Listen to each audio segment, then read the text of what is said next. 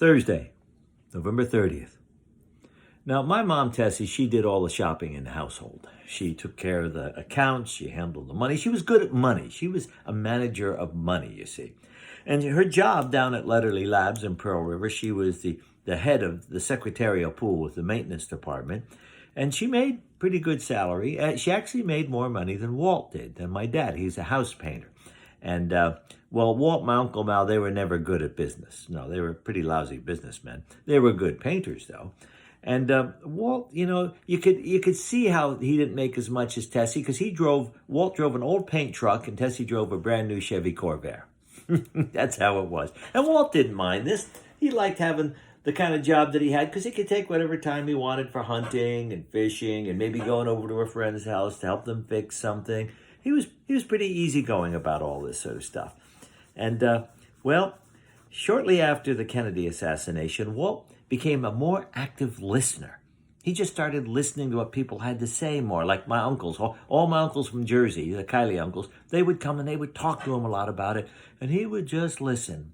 And somehow that got them to talk even more, get it off their chest. Tessie became a more active talker, especially to all her sisters, but also to her brother Tom and to her brother-in-law, Joe Sereno. That's my uncle. With Tom, she talked about getting the country back on track. But with Joe, she talked about healing, this whole business of healing from this terrible loss. So it was the week after Kennedy was killed. Tessie came home from grocery shopping as usual, and she brought me Volume 8 of the American Heritage Illustrated History of the United States. This is the Civil War volume. Yeah. Now, usually I go and share this with Ricky Cramshaw, but I was pretty excited to get a new one. So before sharing it with Ricky, I got into it. I started opening it up and looking at it and had some amazing color pictures. Oh, and I had a whole section on Abraham Lincoln. Look here. This is a picture of Lincoln, a photograph that was taken shortly before he was assassinated. Yeah. And in this, they quote Lincoln, and he says, "We cannot escape our history." What? Who would want to escape their history? And I'm sitting at the kitchen table while Tessie's unloading the groceries, and I said, "What does that mean?"